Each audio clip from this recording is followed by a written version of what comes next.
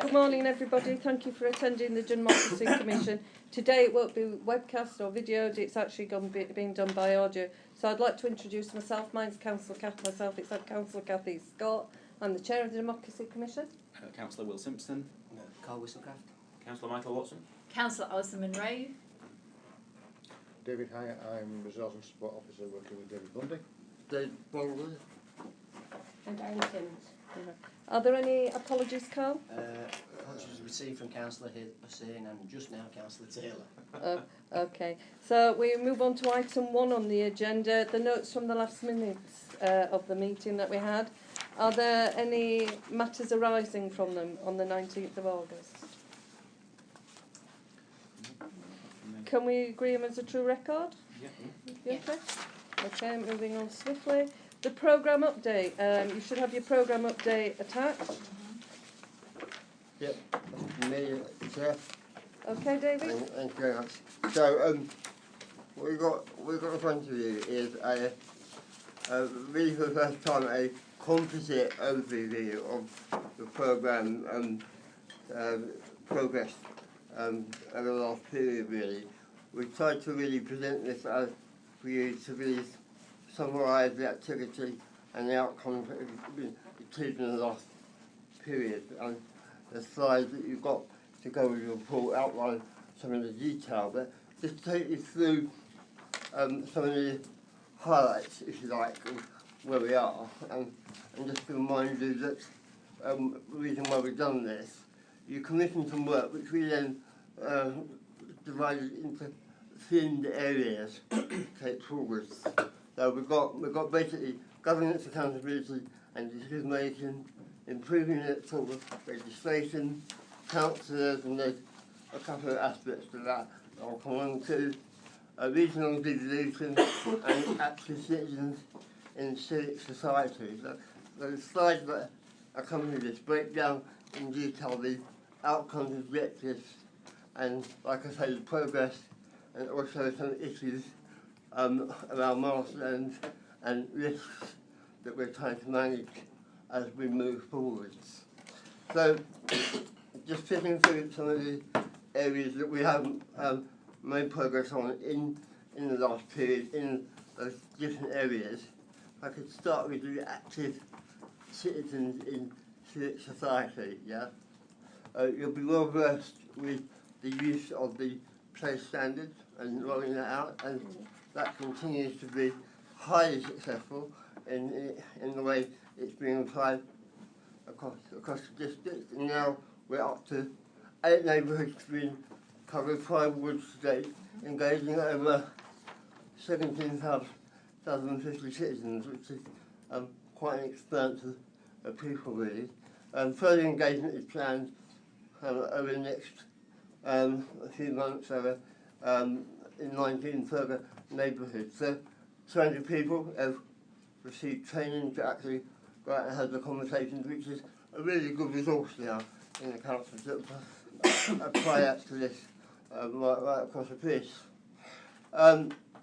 In terms of our civic pathway to work, the delivery of the NCS plan activities some of us again very successful. I think we colleagues, not myself, colleagues have worked hard to engage young people from North and South Kirklees. Thank you. With the Huddersfield Trust Foundation. I think what's important about that is that's reaching socially excluded young people, which I know is a priority for this organisation very much. So that really is starting to gain traction. And again, the number of people engaged with is quite significant. In terms of the next thing, improving electoral legislation, that work continues at pace, and there's been awareness raising right across the police, work with university, local colleges, continues to get that legislation in early so it becomes habit forming, and that's really great credit to Sharon and Ross and colleagues. Work with Huddersfield Town football club as well, and again that is proving to bring forward, like I say, the outcome of people getting that into their thought processes early on and becoming a habit. And the council's part, you're probably aware that we've engaged with yourselves, councillors and staff, taken part in co-producing the next iteration of your well-used role profile, which I'm sure you're familiar with. The council survey, which is elsewhere on the agenda, as also announced. The council accounts has begun, which is really good news. That's up and running. Working closely with a section of councillors to inform its development. That's important to get it right before that will roll it out across the piece. So that early work invested in that has been very fruitful. And this informed engagement, part of putting council at the heart of the organisation, which continues to be a theme of this part of the programme really. And again, on the back of that, the putting councils at the heart, many activities have been delivered about the campaign, bursary have completed, and also will be picked up in the local democracy week, which is coming up very soon, which I know is getting high profile and high take up in terms of activities and buying to that. Regional devolution, I would say, again, a bit behind here is to make sure, in a way, just sticking back from the bullet point, that our councils are fully briefed and up to speed when they go into regional forums and in a position to actually play a full role in those regional forums and also report back to the council effectively. I think now we've got representation on all key Russia combined authorities, which is progress, and Councilman Brian Mailer securing very prominent roles in that, and also the briefing expectations of senior officers continue to be met, which is excellent. So again, that still works still in terms of, I think, getting that information fed back into the organisation itself, yeah. But in terms of the support outwards into the region for councillors, that is in a healthy position. Before the recommendations, I'll say one area we're probably slightly behind on is the governance, accountability and decision making aspects, and I think that's really the aspect that we need to progress around. That is our online and offline information, but we put in some mitigation to do that in November, so we fully expect to catch up on that aspect in the next couple of months. So the recommendations for the Corporation Party, which they are that you consider and comment on the commission arrangements in order to ensure that this fully meets the needs. So the format is the format okay? Does that meet the needs in terms of a reporting mechanism? And obviously comment on any areas specific you want to pick up in here and slide. Thanks, Chair. Okay, thank you, David. Does anybody want to make a comment? Are you all right if I start? Yeah. Can I just commend you on the report? I think it's set out really well, David, and it's got some interesting facts in it. There was one thing that I'd like to pick up on it, and because you've got it under theme things on regional devolution, I think this is an opportunity as the Democracy Commission, because Councillor Mather and also Councillor McBride are in these positions. I'd like them to come and talk to the panel, and it'd be an audience for people out there to probably try and better understand devolution. I think we want to lay the foundations down. I'm confused. I know different people out there are confused. The layers of government now is changing so much, and I think it's so important that they should be feeding back if possible.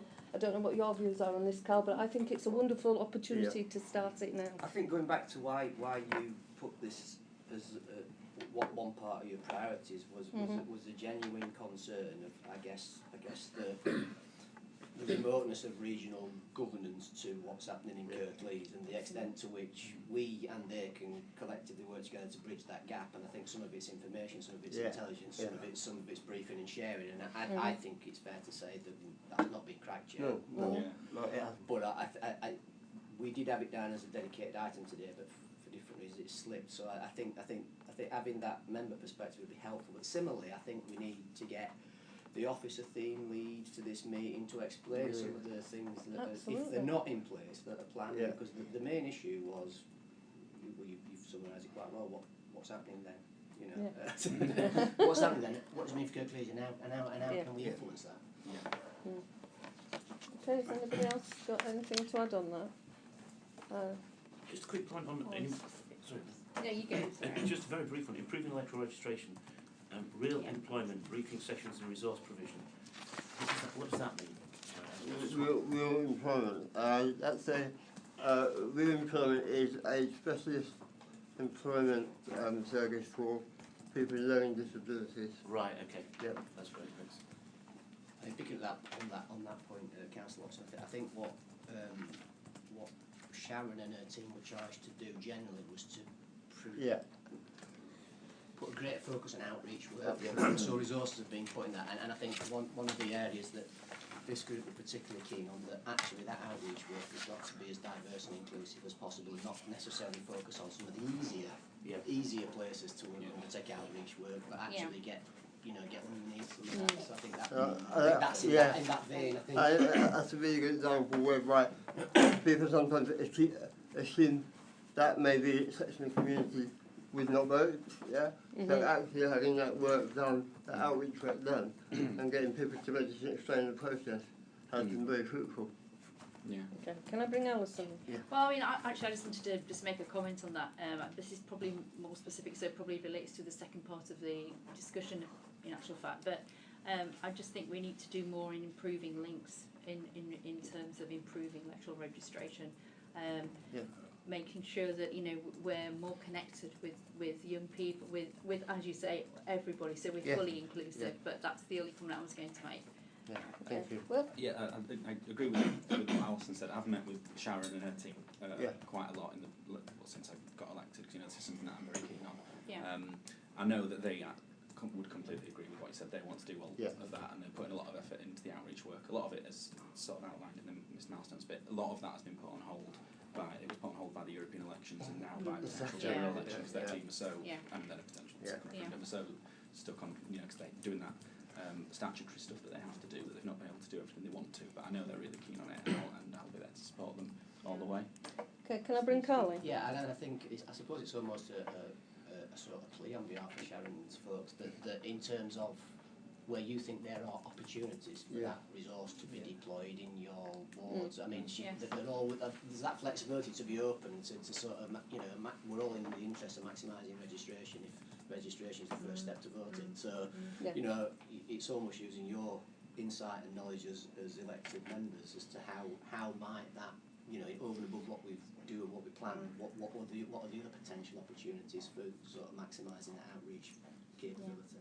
Well, I've got ideas. I mean, do you want me to discuss them now? I mean, one of my ideas is actually having links to Kirklees, to the Kirklees electoral registration on school websites, and and they all have their own school councils, so they need to pass that information on the people who are elected in their classes to represent their class as class spokesmen. They need to be aware that there is that facility, and that they need to be able to tell, for the older pupils at school, say years 10 and 11, they need to be passing that information on so that they're fully aware when they're in in year 11 that they need to register.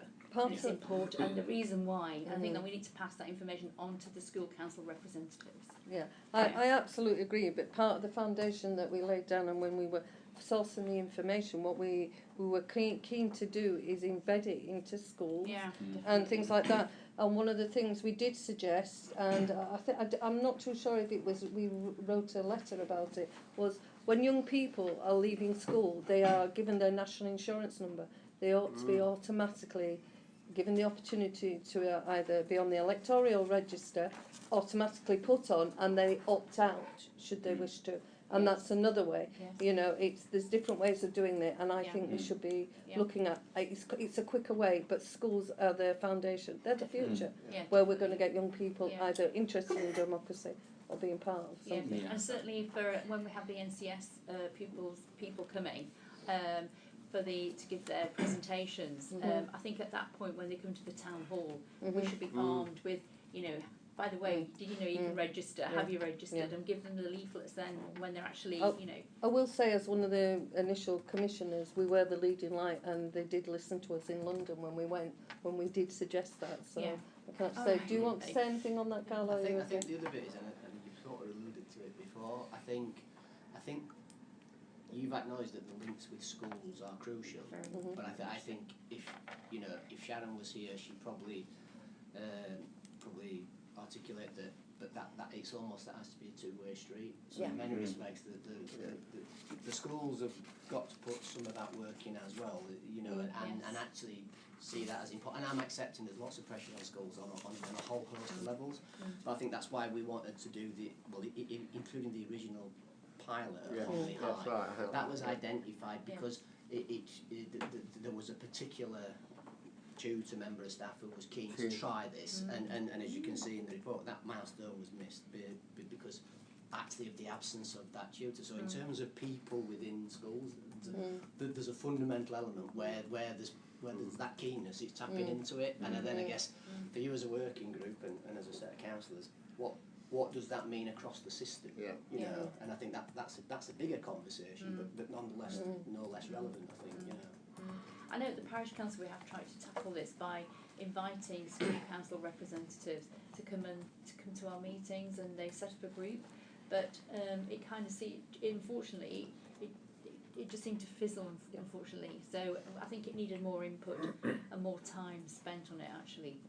I think there is a way of embedding this into schools. It should be part of their Ofsted standard that they're doing democracy within as part of the curriculum, and then it can be embedded in. It has to be accepted by some organisations that we have to change and gear our young people up for the future. Sorry, Michael, are you okay? Did you want to say something? No, I was just saying, all we've talked about today so far is young people in schools and things like that, and everything on those lists is about young people.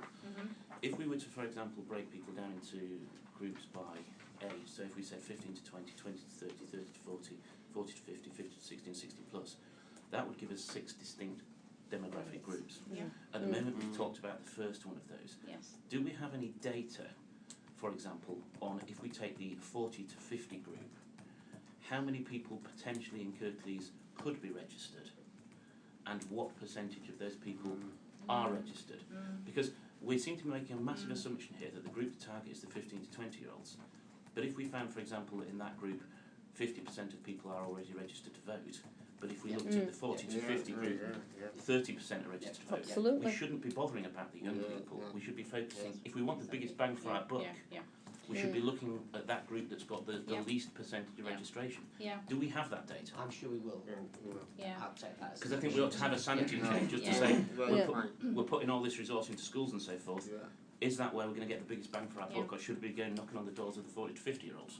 I mean that is very important as well. We mustn't forget that. No, in fact, I was going to actually I'm in that kind club. of refer to that. Really? No way. I was just going to actually come in on that because I think perhaps that's something that we could look at with the place standards, the active citizens. We've engaged with 1,750 citizens. So is that a way in which we could also, talk to them about, being registered as well, when they actually get involved in those schemes? I mean, I think that would be a really good way of Absolutely. My concern is not so much the kids, it's the number of people whose doors I knock on Yeah. and they go, I don't vote. Yeah. Apathy rules. Yeah. Yeah. And that's not the kids. Quite a lot of the kids I find are actually quite enthused because it's all new Yeah, to them. yeah. You know, a lot of the kids are quite political. The one that really worries me is the older people who just go, I can't be bothered. They're disaffected. Yeah, You know. they are disaffected, definitely. Totally disaffected. Yeah, well, perhaps then that's the way we could engage with them in place. I think, I'll touch on about the forward general, I think, notwithstanding whether we have a general election or not, I think Shannon was due to come next time. That'd be great. Just have a more detailed Yeah. on her theme. So if I feed that in and then we can have I'd be really interested to know if we've got that data. Yeah, I'm sure we will. Yeah. I think In it's some shape or form. I think they're both important. But we need to engage with young people. We need to engage with everybody. But the sooner we engage with people, the better. In all cases, in actual fact. Do we know the overall number? In Kirklees, there are X people who could vote or could register. We do. We have that. Yeah, We have and there are so the percentage of percentage of- registration. Yeah. So we want all that data. Well, Wrote them down, And don't then we? Yeah. the other part is good registered, are registered, vote. Yeah. Now that would be really interesting. Yeah. Yeah, that would be really interesting because The Electoral Commission's view is that it's their term, the first step to voting is registration, but it would be interesting to see if we're hitting that, is that actually translating into because that potentially voting. feeds into a postal vote drive or something like that, doesn't it? Yeah. But yeah, we'll. I think if we had I'm sure it would down for a detailed discussion Yeah. next time anyway. So Yeah. we can. Sharon would probably just go, oh, Yeah. yeah, text. Yeah. Oh, she will. Yeah. I think she'll be delighted to come and sit and chat to us. So I just want to bring back up on the place standard. I'd like to commend officers and the people, the communities out there that have engaged. I had the wonderful opportunity of going to Shepley and sitting with John and meeting people that were coming in, and it was really interesting how many people did care about what goes on in the community, and it was about the age. The younger generation, I never seen anybody. It was older people. Yeah, that's true. So, and it was nice to see that they actually cared. So, so I'd like to thank everybody for what they've done on that. Is there anybody else wanting to raise anything? I think I just need to, Yeah. because I think it's right we talk about achievements, but I think it's on that. I mean, David alluded to it. There's a particular theme that's not progressed, and part of that is down to resource issues in my service, and that's it's all.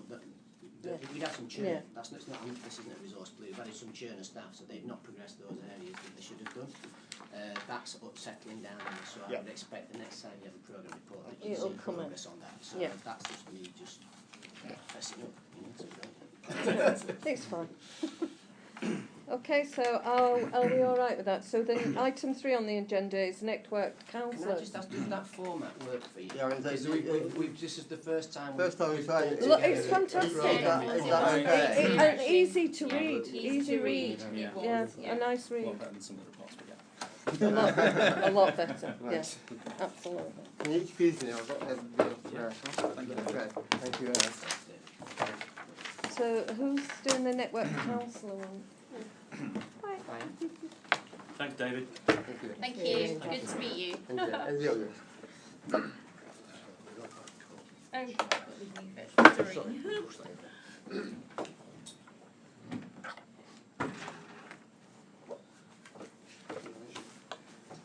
It's a bit tighter here, isn't it?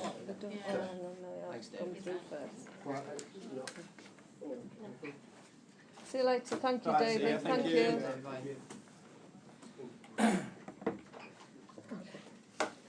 So, just to recap, this piece of work is about digital skills, confidence and content. So it's about councils and citizens working together using those things, and it's part of the local democracy and network society work.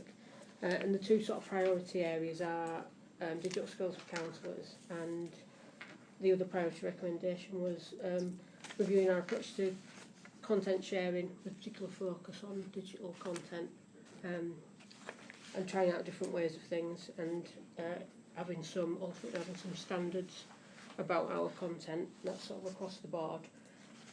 So the first phase of this, which is nearly completed, is about understanding what we have and what we need. So gathering insight from councillors and gathering insight from citizens, and try and match those up and decide what practical things to do that would help both.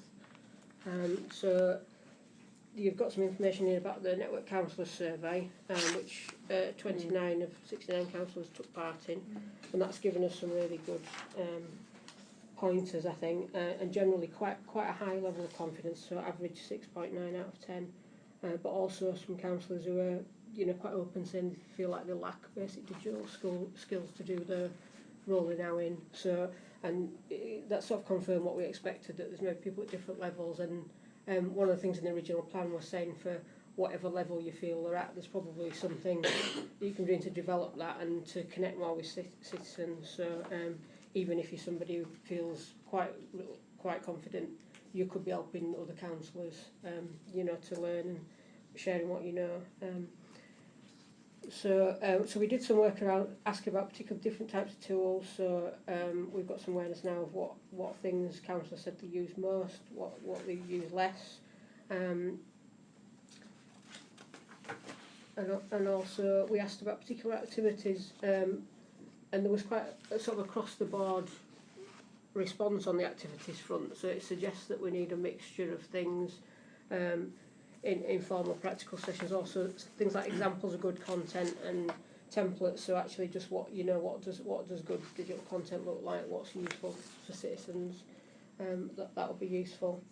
So and alongside that, there's work going on to sort of review all our democratic content online. We've got quite a lot of different things out there. What's in use, what isn't? Can we consolidate things? And again, setting that aside, what we're learning from citizens in terms of, is that helping them? Is it not helping them? And they made a note here about networks. So gathering insight about networks is something we need to be thinking about systematically across everything we do, and making sure we're not like each of us developing contacts around a particular thing and not making use of that for the whole programme. Because what we're kind of seeing from the citizen side of it is kind of basic gaps in understanding. So people who've shown interest, for example, in the play standard engagement in their area, we're then sort of asking them, do they want to receive updates about other things, try and tie that up a bit more. And we just start some work around, how we might share the examples of good content. So we've been asked for those. How do we share those in a way that's easy to manage? And the thing we've been just making start on recently is the Democracy Seekers group, which is an informal group for any citizen who wants to help us grow stronger local democracy. Particular focus on the digital stuff, but also working with other strands of work throughout the programme. So this first session was about councillors. So it's the insight to balance the councillor survey, but also we've asked things about the councillor role and what people think councillors do, what they think councillors should do. So that part of that insight will be fed back as part of the councillor role work.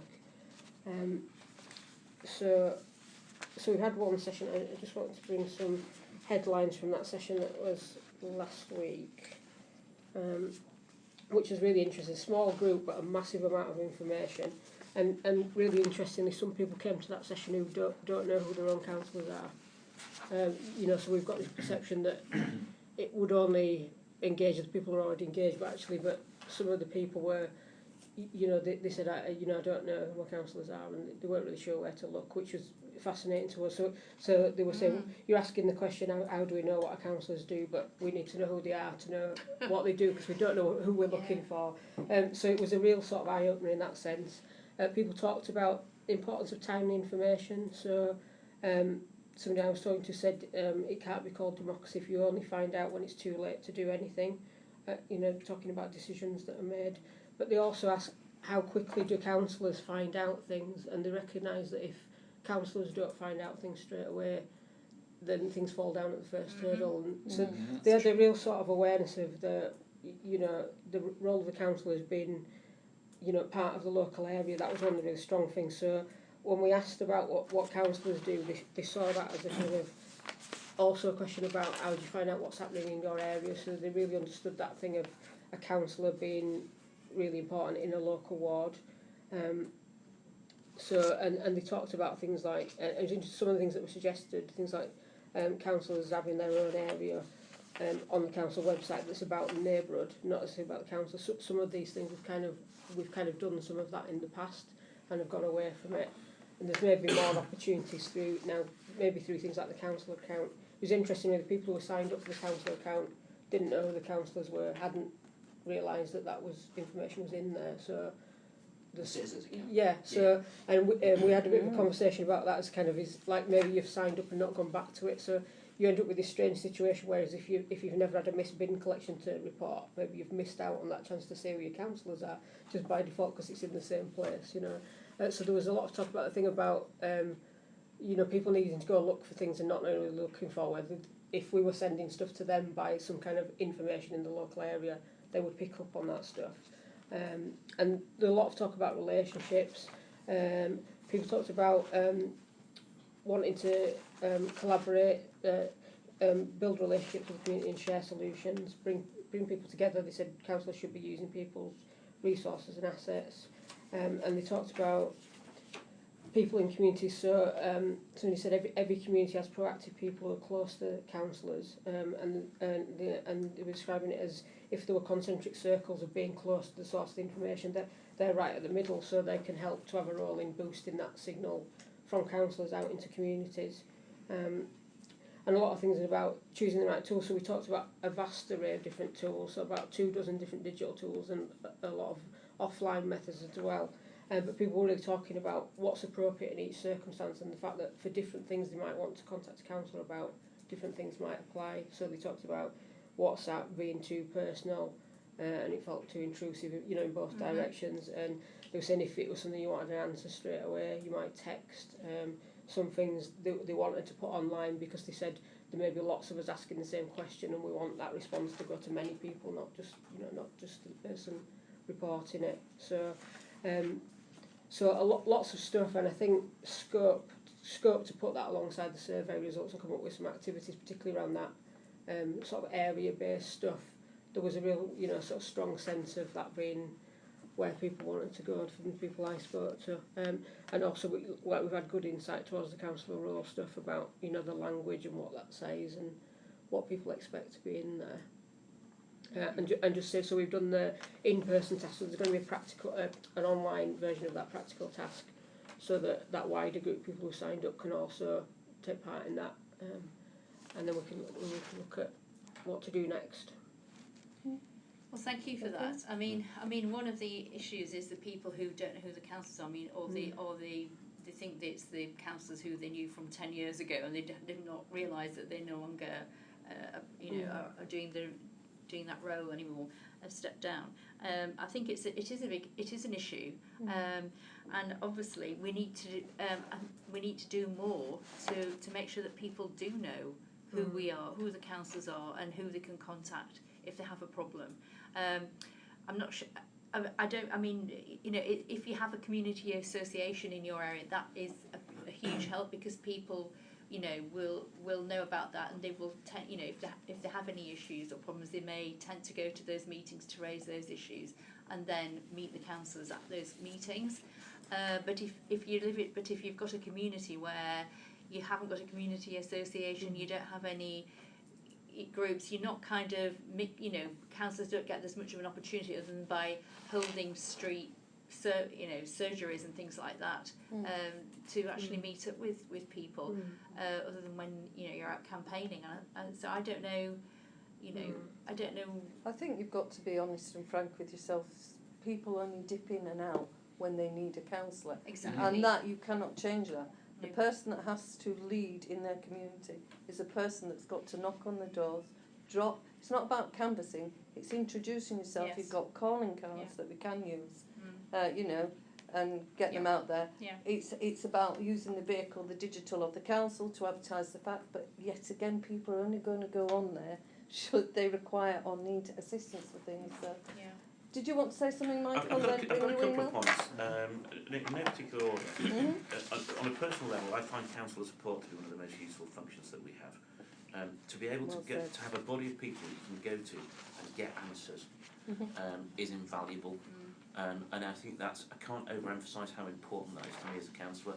When somebody throws a problem, I need to be able to go to people who I can say, this is an issue. I know you're not the person who will solve it, but you will come back and give me the right person. So that's very important. I see us very much as being salesmen for the council.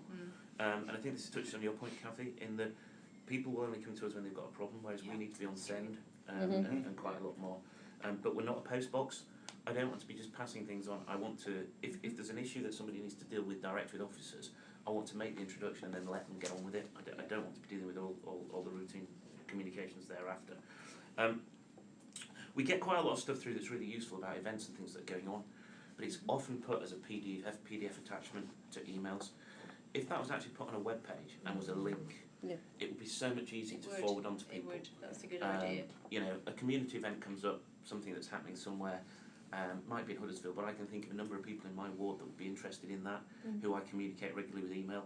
If I can just ping them an email with a link on it, That's perfect. It's a lot easier.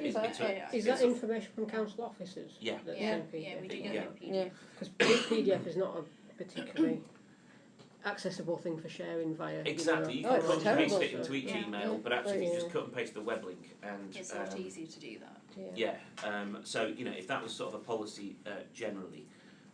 Council's own section on the website I'm not a great fan of, frankly, because I don't think people it takes quite a long time to maintain, and I just don't think people will come on it every Friday and think, right, I must go onto my council's section of the website to see if anything's changed.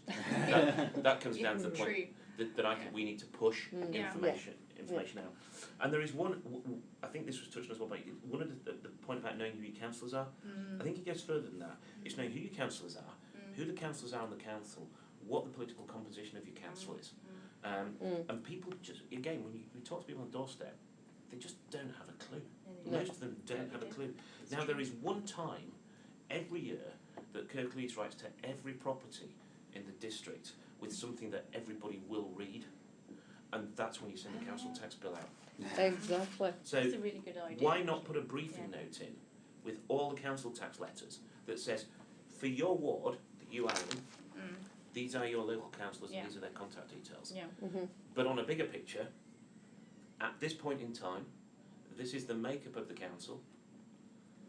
I know there's bits and pieces going there about what's spent in that, but I think if you just put that sort of democracy bit in, about this is what your votes have delivered, I think it could be on one sheet of paper, but people could have that and they know who the councillors are and what the makeup of the council is. And I just think that would be really informative. Another way. It's just a good idea, that. Well, very good idea. Well, you incur the stamp anyway, so it's just one more piece of yeah. paper in the envelope, really, isn't it? I'll bring Millie. Pains me to say it, but I agree with a lot on what Michael just said. Yeah, well, so do I, yeah.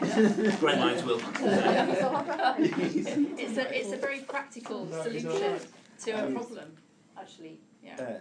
I'm not sure if this fits completely into networked councils. I think what Michael said about not just being a post box is right. One thing that frustrates me, and I think it can affect all of our reputations as councillors and as a council, is the way in which casework is dealt with. And I know that there's work ongoing to try and deal with some of the issues, but it is incredibly frustrating when someone gets in touch with us, we raise it with the council as soon as we're able to, and then 3 weeks later we're chasing a reply.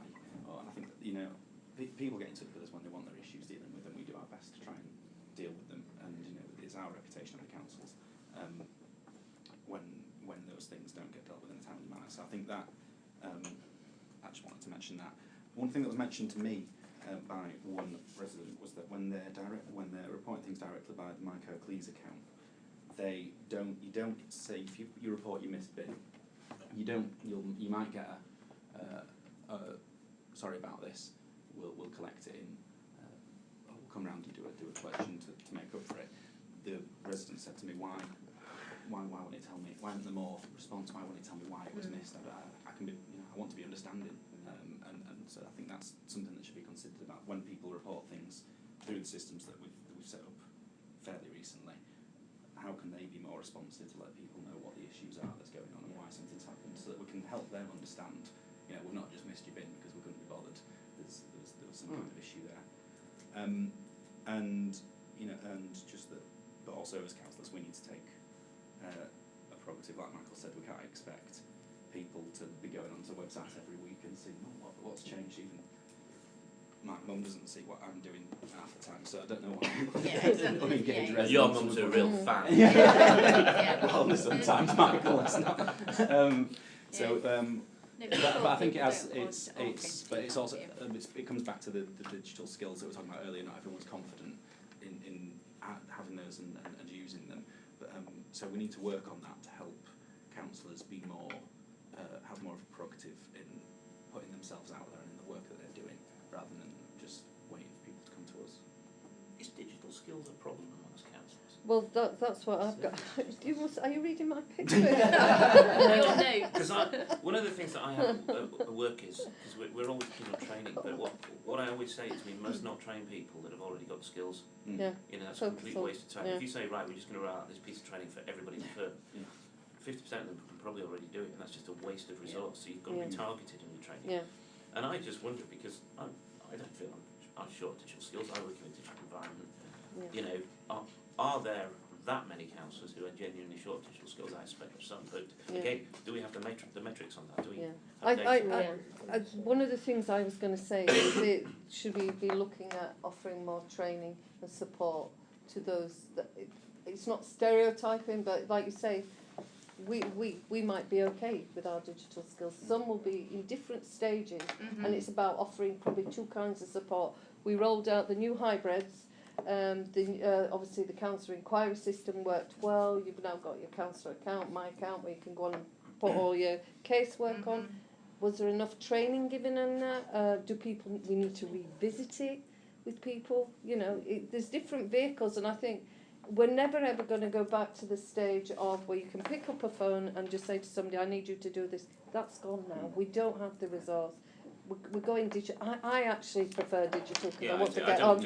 It's a lot quicker, isn't it? Yeah. But not everybody's at that stage, so I think it's about revisiting the training. The training has been offered people. It's up to that councillor. But I think we need to go back to leaders now and say to them, you know, we're going to have another look at this and perhaps support councillors that need to, and then encourage the business managers at least. And Carl has been very active on this, so I'm bringing him in now. Which is interesting about the findings, which I'm sure Diana, you know, comment on in more detail, is we appear to have got a number of councillors who feel comfortable and confident. Well, if we have councillors who are comfortable and confident, presumably the most sensible thing is to link the ones up that are comfortable and confident with the ones who want to, you know, learn a bit more. I mean, there's no better than peer learning off one of your trusted colleagues quite often, other than us putting necessarily training sessions on and what have you. Some of that stuff is just actually saying, would you help such and such? Yeah, I would actually, and that's fine. And it can be quite loose, some of this. I don't think we have to formalise it necessarily. I think I agree with it being loose, but some people might be a bit embarrassed Yeah. and not want to be mentored by their colleagues. Yeah, I'm not the person to sit down and train their fellow councillors. But it's about that person, isn't it? Yeah. And what's comfortable for them. It's supporting them. And people are going to need different levels of support. People who feel very confident digitally, I know that you as you said, you live in a digital world, Michael, but there's lots of councillors like you who have digital skills, but then perhaps don't know how to translate that into producing engaging content in a way in which the residents can engage with them. So there's different stages that councillors sit at. Some might say, yeah, I feel confident digitally because, you know, they answer their emails, but they're not necessarily being the most... Perhaps they may not have the social media skills. Is that what you... Not just social media, but predominantly, yeah. I think you've got to be honest with yourselves as well. A lot of it's going to be repetitive. What you said today is going to be said again tomorrow. I think councillor support could, you know, again, I think the key to this, and they can probably help identify where support is needed, and so forth. Building on that, because I mean, Deborah sends her apologies today, but I'm sure she'd be really pleased about the acknowledgement around council support. But what she would also have said is we're now almost at the point where we're increasing capacity in council support and hopefully going to work with you as members to improve that offer even further. So those sets of conversation will be starting imminently because you know, can't talk about putting council at the heart of an organisation if we don't put it at the heart of this service. But in many respects, I think that's almost to reassure you that I think I'm pleased that what you get is helpful, but we've acknowledged that needs to be better and probably, you know, a wider offer. And I think, but we want to co-design what that is with you, Yeah. not say Yeah. this is what you need, this is what you're going to get. Yeah. So Okay. I just flag that now. I think that's something that You're we'll be working coming with to us. you about. Yeah. I think it's a cultural change as well with council as well. They're doing things differently now as well. So it's about they've got to have that understanding. They have to change. So We had some comments about that from at the session about how widespread digital tools are, and they kind of saying they want councillors to be trying new things, but citizens are also saying we're willing to try new things, and maybe we've not tried the thing that works for both of us as well. So well, the whole system's changed because it's sort of working in hierarchical. You're working in a more collaborative way anyway. Yeah. So that's the new way of working anyway in most organisations, I think. So. And one of the participants particularly highlighted a range of collaborative tools, and it was quite interesting looking at that compared to the survey results that collaborative tools were right at the bottom of the things that councillors said they use most often. So yeah, because it uses the tools of social media. Because I know this. I know. Can I just check the date of the surveys that you took? Was it March? Is that when you first sent it out? Are we nearly ready to do another one to see where people are at? Should we ask for another one like March next year and see where we're at with it? See this as a benchmark. Yeah. But What do you think? Well, it depends I don't what know. activity we do in between, I think, because we haven't actually done any practical. I mean, just even contacting our councillors to get their feedback, because not everybody engaged. Only 29 councillors engaged, didn't they? Yeah. So is it worth it? Like, Is that right? Yeah, 29. it gives you the breakdown Yeah, as it well. gives you the doesn't it, breakdown. in the- So Yeah. wouldn't it be nice that in a year, like for March next year, perhaps revisit that and ask them the same questions again to see what if there's been any change, if there's been an increase, to see how they're feeling about things. Because I will be absolutely honest, it doesn't matter what you give them, they will just complain. Yeah. Oh, absolutely. So we've just got to accept that. It's not officers, it's nobody. The council will just complain about things. Okay, is there anything else that anybody else wants to raise on that? I think that's been a really interesting thing. Carl, did you want something else on it? No, I think it was just an observation. I think one of the things about the training bit is quite often not about, as we've found in the past, it's not the technical use of the tools. It's the sensible and responsible use of the tools. And, we see all over the country the sort of mistakes that can be made on social media. So some of it it's about being careful how you use these tools, not whether you're technically able to. And I think that's another actually factor which you. Carl, I'd say it's a major advancement if we could get people to understand the difference between reply and reply all. Okay, so thanks Diane on that. I'm really pleased with that. Carl, can you thank your team, Deborah and everyone that's been involved in this, because they've done an outstanding job and they've been very tolerant of us. Okay, and so we're moving on to item number 4, councillors at the heart of the organisation. Sadly, you've got me doing this. No, we're not sadly, Deborah's we're like that. No, Deborah's doing a much better job than I am. Deborah's doing a much better job. I wanted to dial her in from Mallorca or wherever she is, but sadly we're afraid.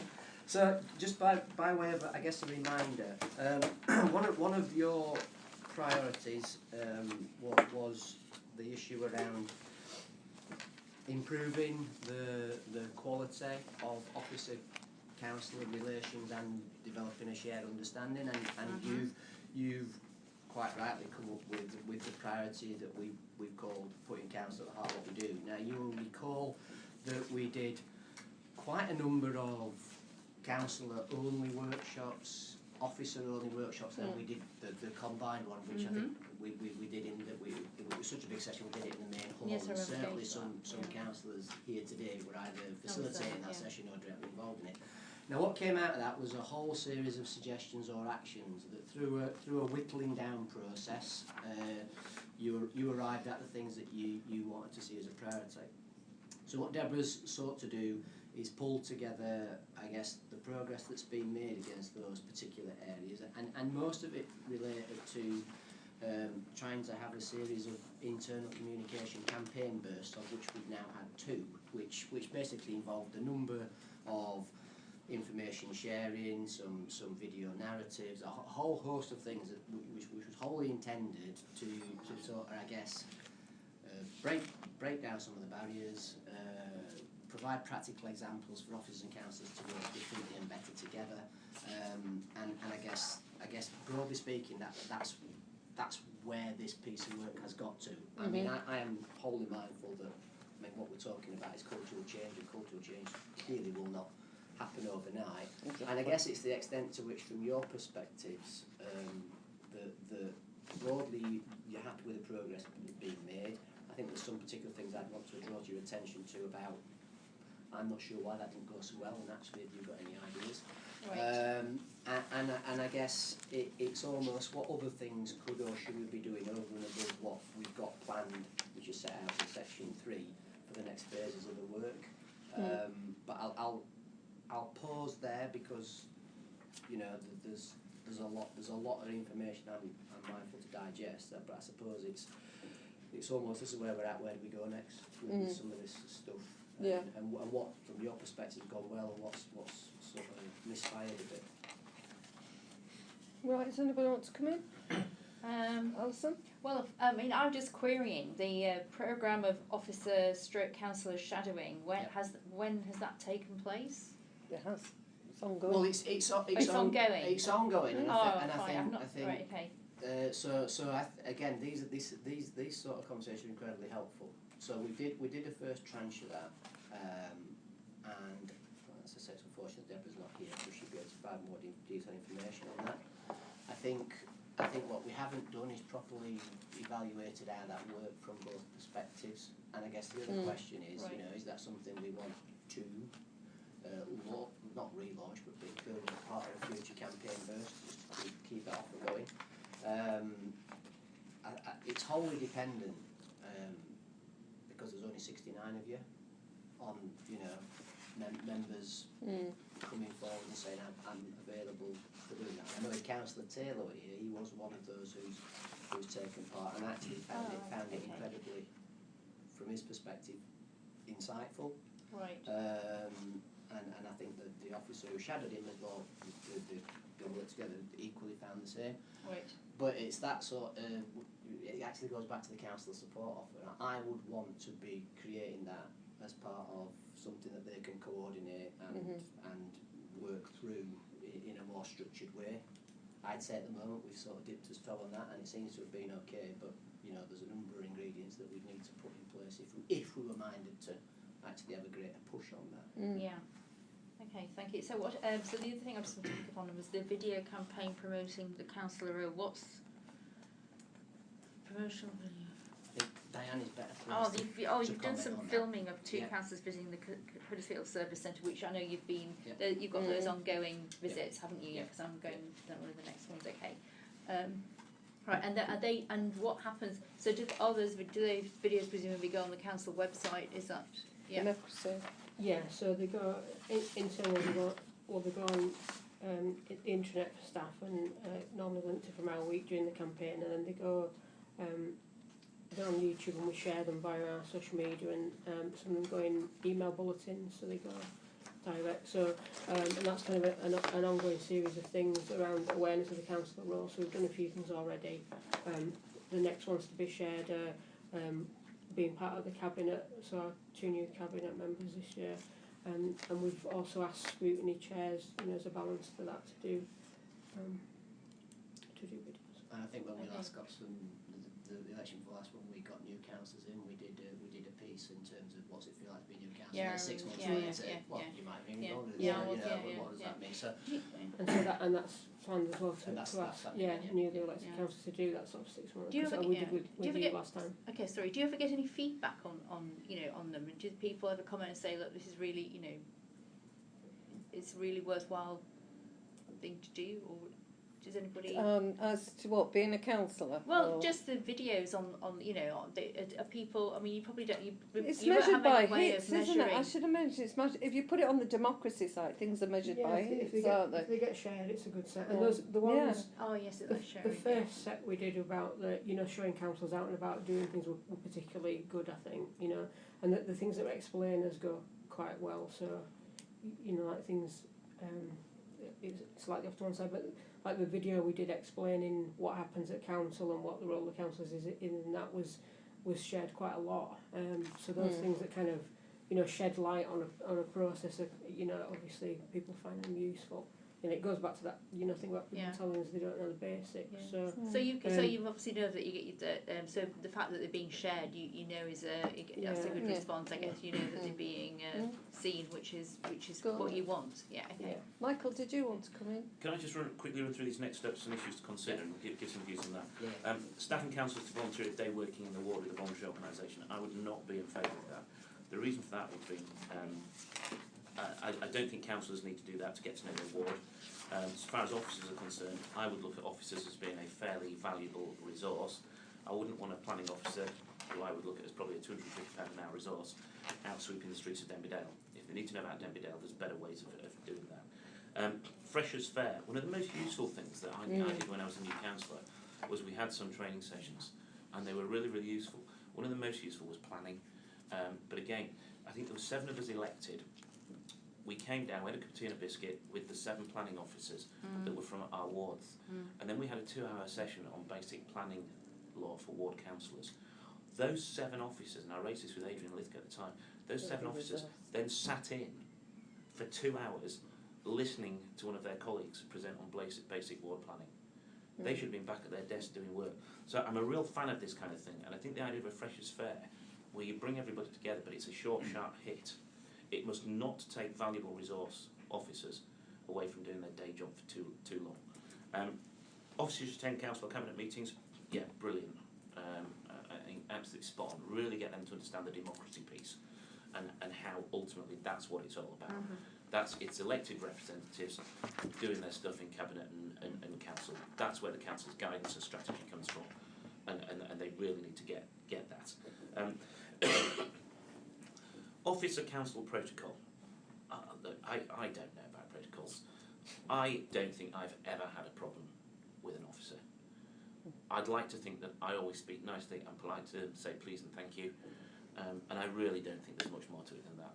If people can just deal with, as Will says, if people can just deal with our inquiries pretty sharpish, and again, I think that can really be driven by council support. Yeah. That's good resource in council support is invaluable. I think you get that information anyway when you have your induction. To be honest, as a new councillor, so Yeah. Sorry, Michael. The inviting councillors in activity. Now, we've had a number of emails chasing us about the service centre and the low take-up that there has been. Again, shortly after I was elected, so we're talking 4 years ago now, I actually asked to go and see that and was shown around, and that was very useful. What I fed back on this one, and I know it works for you, Alison, that's fine. What I fed back on this one is your timings are not great for me. So actually, what I've said is, can I have a visit, but can I do it in the couple of hours before full council? Because I've got to come out of Leeds, I've got to come here anyway. But if I have to make a special trip, that can take a whole morning, which is unhelpful. And then just one further one that I would add, and it probably ties in with the first one really, the getting officers out into ward and that. I think one of the meetings that we had that was really good was when we all got together in the library, and a number of officers came out. It was the Green Space Action Week. And we sat down with them in Denbydale Ward Library. There tends to be a sort of default setting, which is we need a meeting and it's going to take place here. Now, actually, that invariably involves the councillors travelling in from Denbydale. I'd be quite happy for officers to spend a bit of time coming out and let's have some of those meetings around the ward. Let's do this one in the ward sometime. That's a good idea. Move around. Yeah, move around. It's definitely a good idea. Good idea. Yeah, because invariably, if we had this meeting in Denbydale Library, either during the course of the meeting or at the end of it, we'd all be sat there saying, so what are the issues in Denbydale then? What's happening down there? So again, I think we could reach out, and if there were people, coming to the library having a coffee, what are that lot doing here? So, it's the Democracy Commission from the council. That's all your local councillors. They're actually here doing stuff. That again is sending quite a powerful message.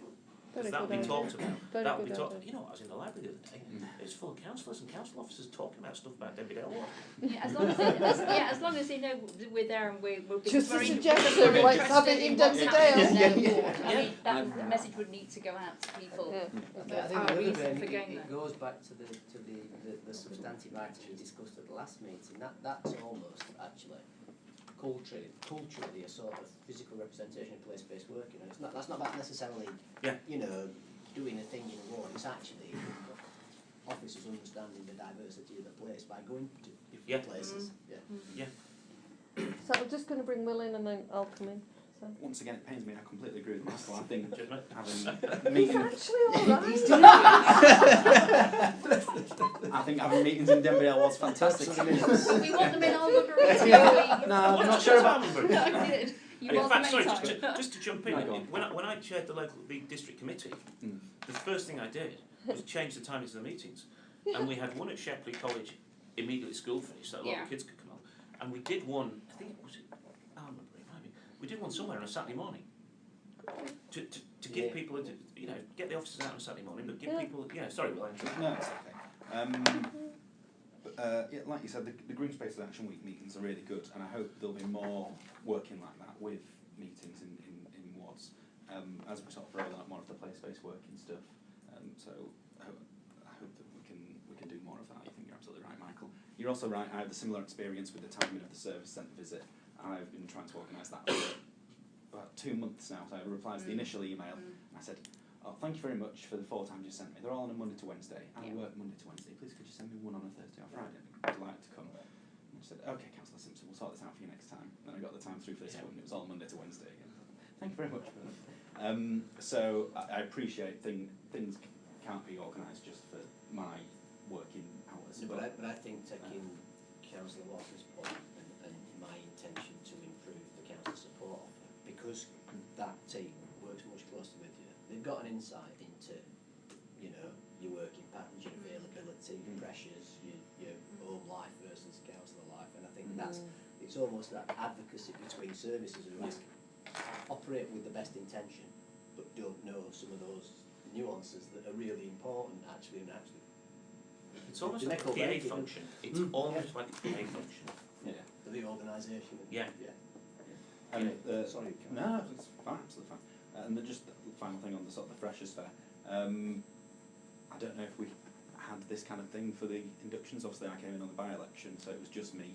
It was very overwhelming coming in by myself, literally just not knowing. I was like that. Where to, literally just walking into the building and then going, where do I go? Where does everyone sit? What is this? Who are you? Yeah, exactly. So I think the Freshers' Fair idea is really good. As Michael says, we don't want anything to be a waste of officer time, because officer time's precious when you're sending resources, but something like that to help and I think integrate people. There's actually ways in which we can probably, just thinking about it as I sit here, to actually make a virtue of things that are happening already. So we can call it Freshers' Fair, but we can do stuff of that type in the reception room on council days. So you've got officers coming to council, which goes to one of the other, and actually you've got services with an opportunity to speak to councils about the stuff that they're doing. So you can almost bring them two together. So there's a dual benefit in there. No better time probably than when all 69 you're all coming together to maximise that opportunity. And it's focused as well then. And it's on a personal level. That one day a month when we have council, I have mentally written off the afternoon. Because I'll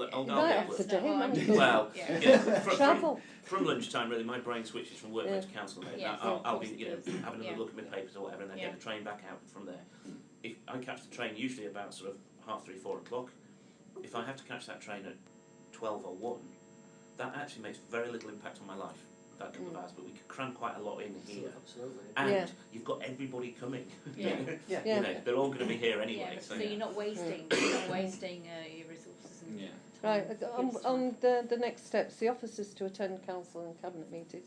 It did used to happen, and it is a nice place for young officers to come through and probably just observe and get to know, what things are about. But main officers used to come to their meetings and be present. Perhaps that the mayor or the chief executive welcomes those officers to the meeting.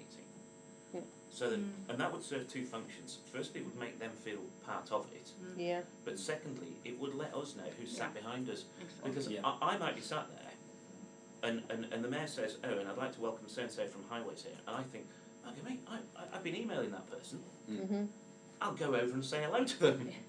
Pester them. Well, just say hello and say thanks for what you've done to me, something like that. Absolutely, and on the staff and council as volunteers, I agree about the staff and the resources, limited resource. But can I just give a big shout out there's been a lot of our staff that have gone out into the voluntary sector. K&H staff throughout the summer have done different areas where they've gone and helped people. And I just think that, you know, without them hours that they've put in, you know, little organisations can't get that fencing up, can't get... So building service, all of them have been absolutely fabulous. The Freshers' Fair, I think it's absolutely great. Yeah. And I think we need to remember that we've got Democracy Week next week, mine and Carl's birthday, so democracy cake. And I'm going to agree absolutely totally with Michael. I think as a group we should be moving round. I think the first one should be Denbydale, and we'll if we can plan that, Carl. If it's not this year, at the beginning of the new year, we start in Denbydale. We'll move round the commissioners first, and then to the wider councillors, and going into all their wards. If it means booking community centres, things like that, Just do it. or whatever, we'll do it. It is a great idea, and if people, exactly, because it meets it Yeah. fits the. Well, you're almost sort of creating a template for how other meetings could take place. I don't want it to be focused on town halls, Carl. It's not to be focused on town hall, because whilst the town hall might be central to some, it's not. Well, I think you all know your wards. I'd be guided by you as to what So if we could do that, I think it's fantastic. It's a meeting, you know, and I'm sure we could find some resource or way to sort this. Yeah. So, and I'm sure the TRAs have buildings that we could even use them if they haven't got libraries available. You'll know the venues, and Venus team knows all the community buildings. Yeah. Okay. We can consult the ward councillors of wherever we go and perhaps invite them to join But us. Again, thanks, Carl. Can you thank Deborah, because this has been a lot of work and it's been fabulous, and their patience has been great. Regarding the protocols for officer member, I think it's codes of conduct of some people that it's aimed at, so it's not everybody. Okay, so we're moving on to item number 5, growing stronger in the Youth Council. It's just a verbal update from myself. I know you've probably all as members received an invitation to the launch of the report, Growing Stronger Youth Council, which is next Friday on the 18th of October in the council chamber, 2 till 3:30. I just wanted to mention that, not least because some of that work emanated from your work, but also it's almost that looking back over 10 years, we've had a youth council, so what then, what have we learned, what could be better, what's the recommendations for the future. So it was just to flag that up for yourself, but I think it's the intention to have a more detailed conversation back here about the findings and recommendations, because a lot of it fits in with your wider work programme, but that'll probably be the next meeting. It's a shame it's a Friday, because Friday there's no way I can do it. I know Will can't. Is it Fridays that you can? Oh, he can do it, so it's important. But is that not something that we should be pushing, that it shouldn't just be in Huddersfield, it should be across the piece?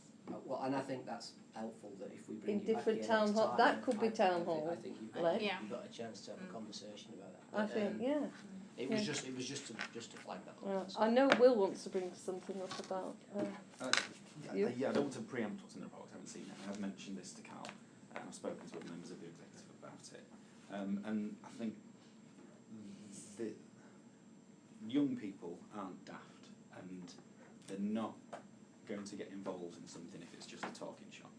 I think there's things that we could do to give the youth council a bit more teeth, to make them know that if they're going to be involved in it, they can actually get things done, and that they will be listened to at council by us.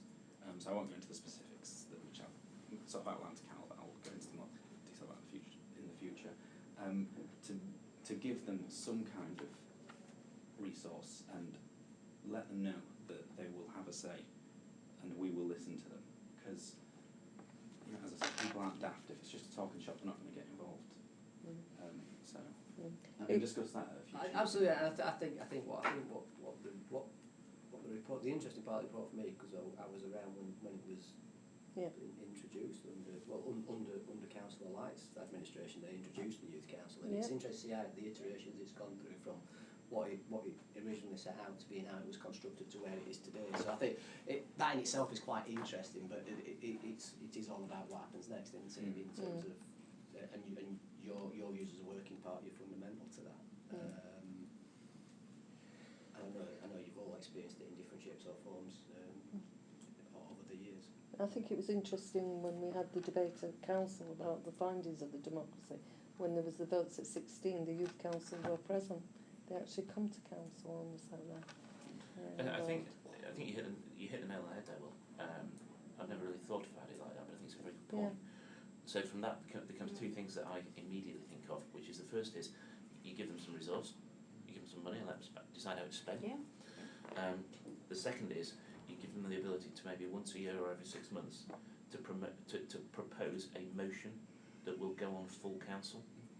So they put a motion, now that would probably require change to the procedure rules, but they can put a motion forward that we will debate. Yeah. And that's, well, yeah. Yeah. So that, if I can come back to that was, we're on the same way. Yeah. Yeah. Yeah. We are. I think Yeah. they should have some resource to actually be able to achieve the things that matter to them, independent of us. Yeah.